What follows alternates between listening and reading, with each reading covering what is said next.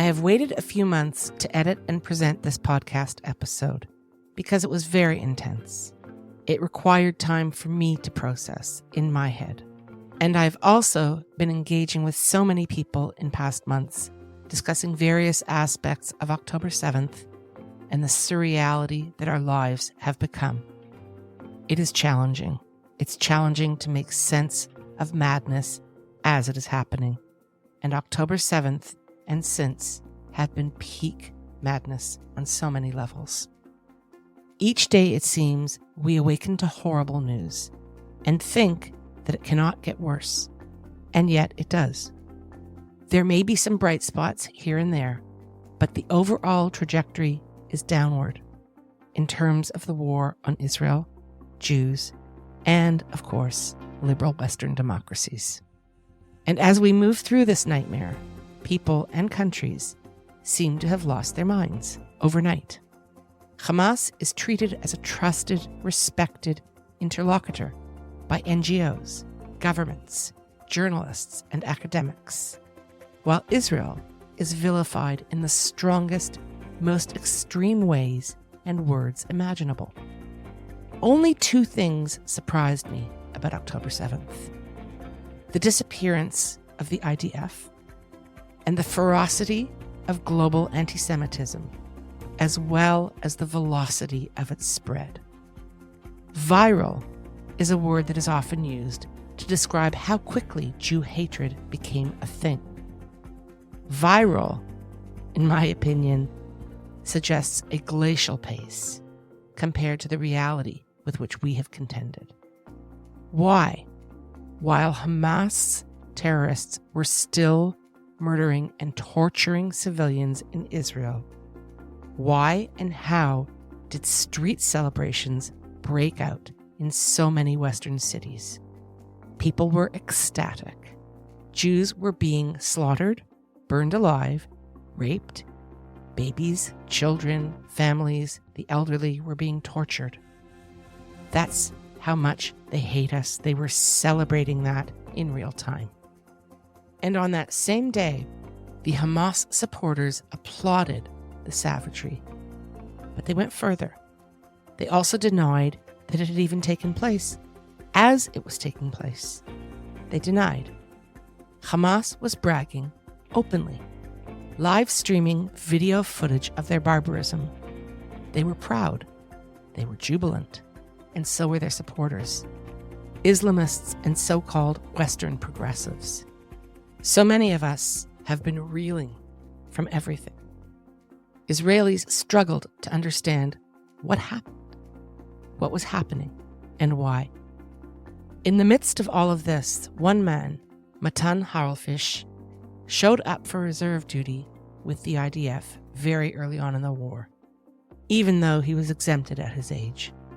Mattan was very disturbed, as were so many of us, that the facts of Hamas slaughter and rape and torture were being denied, or, at best, treated as questionable allegations, not just by the Islamists and progressives, by people from whom we would all expect more decency, more diligence, more intelligence. He talks about how the global media, with few exceptions, referred to Israeli reports on these crimes, prefaced always by supposedly, as in, supposedly, Hamas incinerated whole families alive after torturing them in front of one another, or supposedly, Hamas took babies as hostages, a 3-year-old girl separated from her family, or supposedly, Hamas murdered a young mother in front of her 4-year-old son and his infant brother, and then forced the children to participate in a propaganda film. Supposedly, because, of course, such barbarism contravenes Islam. The world, it seemed, was so reluctant to believe the truth about Hamas, and so enthusiastic to revile and demonize Israelis and Jews. Mattan Harelfisch devoted months of his life to erasing, supposedly, from October 7th discourse. and his efforts have been powerful.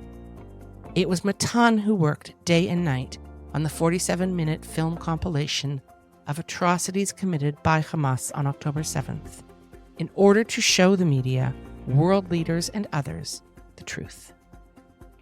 I had the privilege of attending a screening of this film presented by Mattan, about which I will share more later on in the podcast. This story about how the 47-minute film came to be is a fascinating story. It's also such an Israeli story. There is a need. Let's just get the job done. I have split this podcast into 2 episodes. The second episode will drop next week.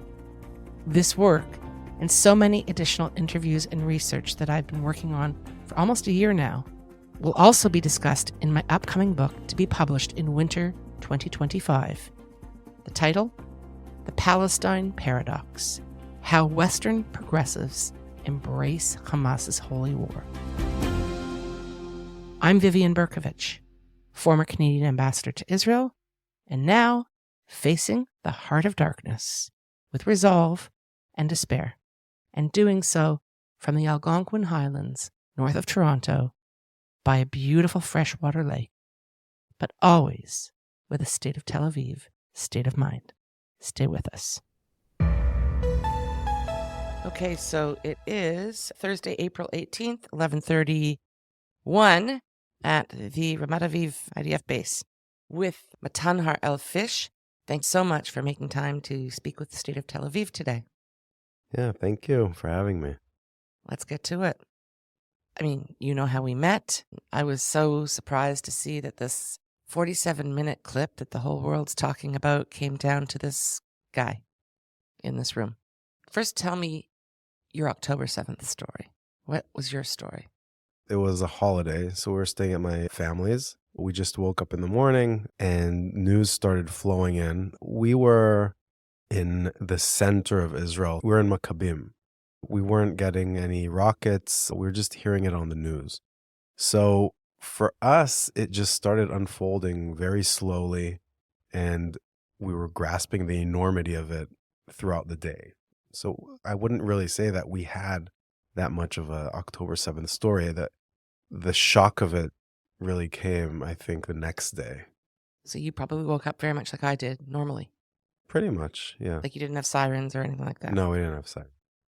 So you wake up and, like all of us, you're watching the television and you're kind of shocked, probably, and increasingly horrified.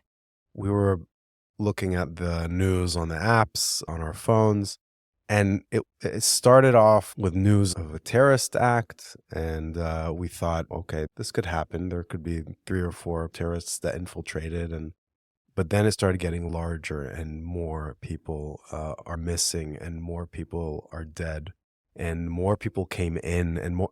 It kept on growing, and suddenly, at some point, mid-morning, they already wrote that the army is saying that we're at war. And we didn't really understand that. And because of the political situation back then that was very tense, everything that was being said in our minds many times, it was, this is just a political stunt, maybe. We didn't really take it that seriously, but it just kept growing and growing. And then we started hearing from people that we knew that were being called into the army, that were being called back. It became very real throughout the day. And I think the shock really started to hit us afternoon, and yeah, but it was. And you have a family, presumably? Yeah. How many kids have you got? 2. I have a 1-year-old and a wow. 4.5-year-old. So we were up early that day. In my past, I was an director and editor of commercials and film.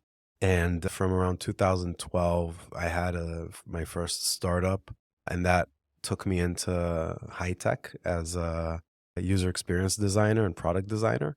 Since then, I had more startups. I had another startup, and I started designing. And basically, most of my work would be in user experience and design. And for the past 5 years, I've had my own small studio that I work with the Army, and we have a few designers working. And also, I'm a director of user experience at a large startup called Lytico. And on the side, always, I kept on writing screenplays with other directors and people that I collaborate with. And that's where October 7th found me. Yeah. Yeah, no, this is like the perfect kind of convergence, it sounds like. And so you're still active in this kind of creative space, I would call it. Yeah. We'll get to the film that I eventually made, but coming from user experience, the whole point is a lot of research. When a client comes to you with an idea for an app or an idea for a feature, the first thing that I do as a user experience professional, which I've been doing now for over 13 years, you do a lot of research. Who are the users? What do they want? What do they need? What are the business needs of this organization for this app, for this feature? And you need to understand how to create this product that you're creating, how to design it in a way that it will also benefit the goals of the organization that you're building it for. And in order to do that, you also need the users to adapt it and for it to solve the problem that they're looking at. And I think that you don't do that as a screenwriter, because as a screenwriter, you're telling a story. As an editor, you're solving a problem usually with footage. And I think those three parts of my professional past are what helped me, those tools are what helped me create this video eventually. Fascinating. So you're called up to do Miluim reserve service on what date? I was in a different unit doing reserves for many, many, many years. And January a year ago, they asked us who wants to retire from reserves because Right. we're already in our 40s. So half of us said yes, half of us wanted to stay. For me, I left. I finished my reserve duty. And this was the first time that suddenly in my history, it was one of the first times that I found myself in the home front at wartime, which is something that was very uncomfortable, suddenly not working and helping in the supermarkets that are going empty and so on. And like everyone else, at that point, you're glued to the TV and we're watching what's going on. And this is the first days I'm reading a lot of the international press. And everywhere I see that they're writing supposedly. So supposedly women and children were murdered. They're walking in the kibbutzes and there are bodies covered. And supposedly there's a woman or a child here. We can't know for sure because they won't let us see the body. And I know Daniel Hagari from outside for many years. And so I texted him, and we were hearing a lot about all the videos that are on Telegram and that the IDF is collecting a lot of videos. But we didn't want anything to do with that. My wife and I, we stayed away from it. So I wrote to Daniel Hagari, who is the spokesman, the IDF spokesman. I wrote to him a text basically saying, listen, I know this it's a touchy subject. I keep reading supposedly in the international news, and I know you're collecting a lot of these videos, and I suppose they're very sensitive, and I understand that you can't show them for a variety of reasons, if it has to do with families and maybe security reasons and so on. But why don't you just show it to the journalists behind closed doors without phones so that they could see the evidence, and then they won't have it. You don't have to give it to them, but they could go out and then take out the supposedly, eliminate that word from everything they're writing and Right. saying, because they'll see that it really did happen. And in addition, it's probably something that you should also start collecting for a historic, because at that point we did understand the enormity of it. Also for a historic document, but mainly to eliminate this supposedly.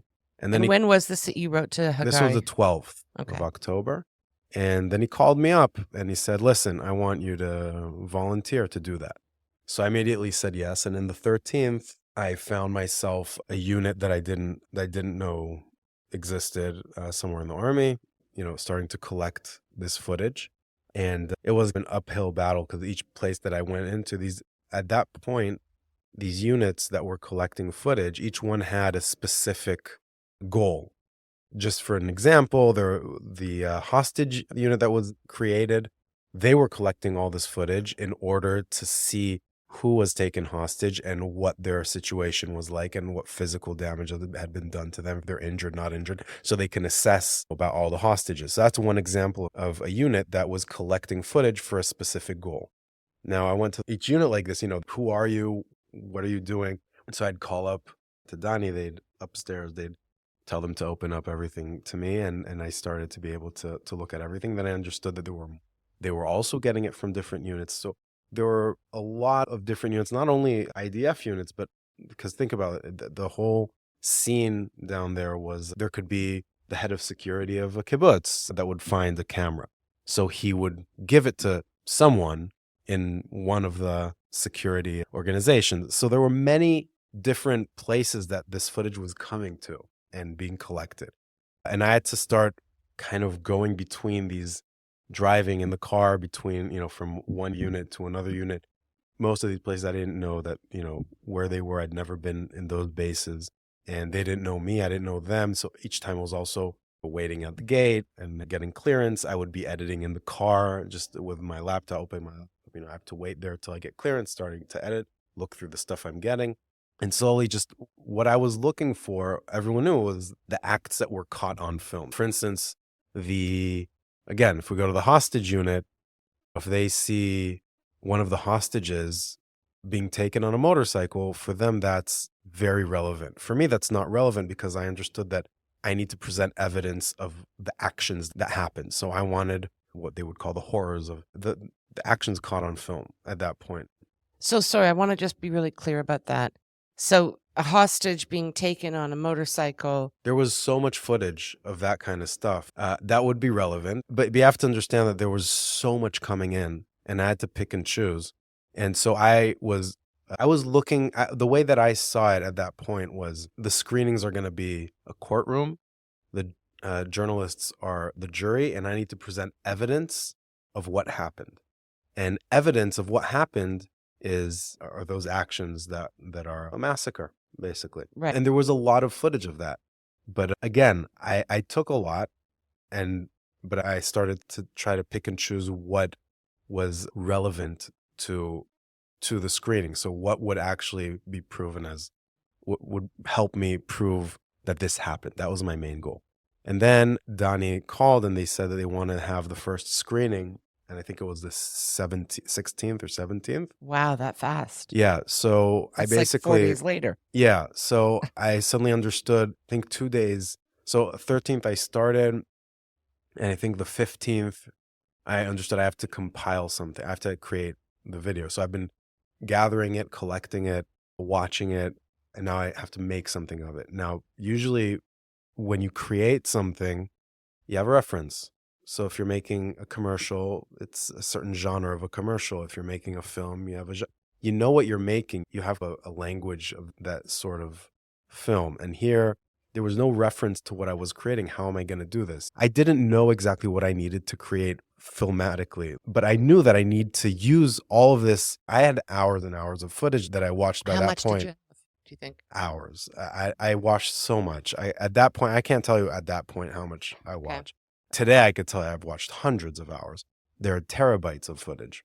Not all of it's relevant. Again, there are terabytes of footage. You could have 100 gigabytes of just one CCTV camera because you got a week and there's only 30 seconds relevant. Right. So again, there are terabytes of footage because they just collected a lot of cameras. But the relevant part, there are hundreds of hours. This is an enormous task, and you're receiving information, evidence, source material from multiple sources over a very compressed period of time, right? So I'm assuming that when you receive it, they say, okay, this is what we think is the most relevant. They give you timestamps. Or are you actually looking at everything from beginning to No, you end? can't look at everything. So I'm going to these, basically, it depended where I was. There were units that I spent more time in and they knew me more, and I was watching things with them. I was even there when things were digitized and we'd watch them together for the first time, and some horrific scenes. But lots of these places, they already knew, they were briefed either by me, usually by me on the phone before I got there. Right. And they already knew what I was looking for. And so they had stuff ready. They said, okay, here, let us show you what we have. We have this thing and we have this thing. And then they'd give it to me. And then I had to decide what to do with it because I had the screening. So the way that I looked at it was, the goal here is to just present the evidence and to eliminate the thought that this did not happen, because it did happen. That's the fact. Take away the supposedly. Yeah, take away the supposedly. I need to prove that this happened, that this thing that I keep seeing more and more aspects of it happen. And then I said, okay, but who are the people that I'm showing it to?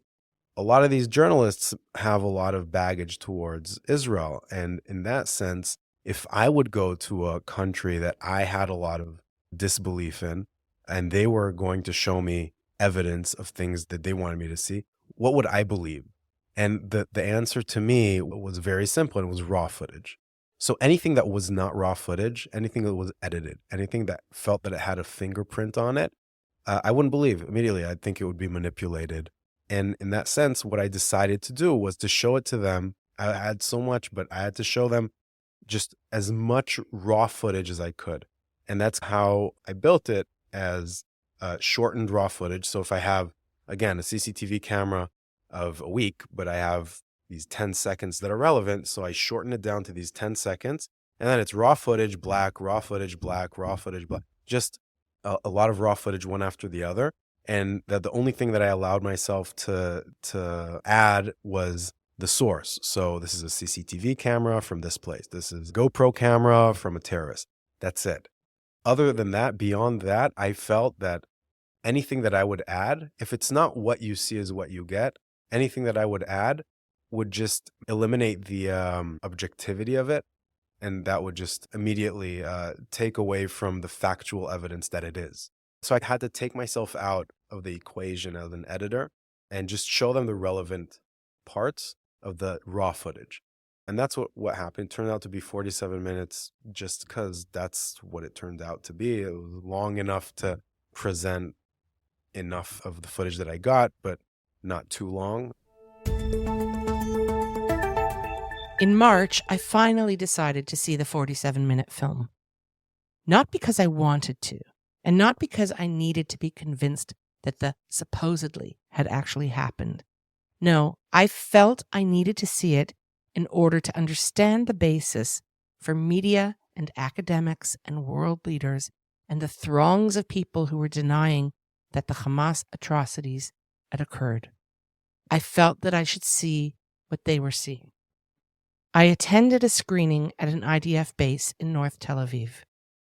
On that day, there was a group of recently arrived American troops, the super elite kind of troops. We were about 12 or so in total. An IDF spokesperson showed us into a typical army base room, small, windowless, simply furnished. I was the last person to enter, and there was really only one seat left. I could have moved it, but I ended up taking it. It was right up in front of the screen, and that's where I sat. It was very intense. Mattan introduced himself and briefly explained that we would be viewing 47 minutes of raw, graphic, and often violent footage from October 7th. Our phones had been left outside the room. If we wanted to leave during the screening, obviously we were free to do so. And then he explained that his life, for months by that time, had been all and only about this film. Fascinating, I thought. I want to interview him. We continue now with the conversation. Mattan describes the first screening of the film for a group of 20 international journalists in Israel. IDF Chief Spokesperson Daniel Hagari, who is likely a familiar figure to many of you from his televised briefings since October 7th. He spoke to the journalists to introduce the film at this initial screening. Now, back to Mattan. And we presented it to 20 reporters, high-end reporters here in the spokesman unit. And Daniel Hagari gave a foreword, spoke at the beginning. Were these international reporters or? International reporters. Yeah, this was only outward facing. Israelis know that this happened. You don't need to prove it. Again, the point of this is it's to prove that this happened. That was the point. It ended, and I answered a few questions. And at that point, I thought, this is great. I thought of this idea actually happened. It came into fruition, and I'm done. I could go back home. Right. And then what happened was the next day, I woke up and I have a bunch of texts from all these different people at the different units. We have new footage. Come get it. Some are sending me footage. Lots of people are sending me that I don't even know, sending me footage that they saw on Telegram. Is this real? We heard that you know about this. And I understood that I became this aggregator of specifically of the horrors, because no one was doing that again at that point. There were lots of units that were collecting footage, but for specific reasons. Right. No one was collecting it for the goal of presenting the facts and presenting what happened. And I also understood that I was probably saved as Mattan horrors in about a few dozen people's phones. And I said, okay, what am I going to do with all this? I have tons of new footage. So I started making the rounds again. And then I thought, okay, I won't make a new one. I'll just update the current video with new footage or shorten, try to bring the new relevant things in. And then we had another screening for about 300 journalists, foreign journalists. And at that screening, it was quite impactful. There were journalists that were crying. A few had to step out. And after that, we also saw how a lot of the journalists are recording themselves right after the screening because it was affecting them emotionally, because it was very tough videos to watch. And then they started writing about it in as the 47-minute video, all the articles that came out. So it became this brand. And that's also when I met Yuval Horowitz. He's a reservist here. He used to be the head of digital here, and he's the head of it now in reserves, along with a different woman who's doing it here as her service. And this whole project, bureaucratically, organizationally, was under him. We didn't really communicate too much until then, but then I really met him. And at that point, he took things under his arms in a way that, first of all, he understood. We all understood. We didn't really expect the impact of it at that point. And he also understood we have to start showing this abroad as well. And him with Ronen Manelis together, they started to think of how we're going to present this abroad. How do we show this abroad?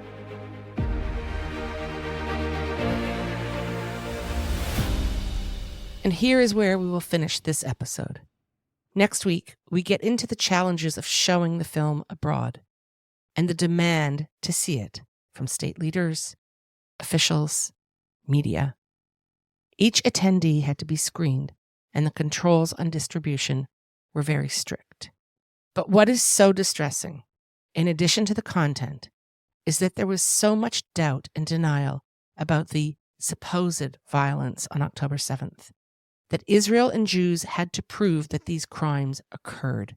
I cannot think of any other international event of this kind where such scrutiny was applied. Not one. And even after seeing the film, many were still actually saying, "So what? You made it up."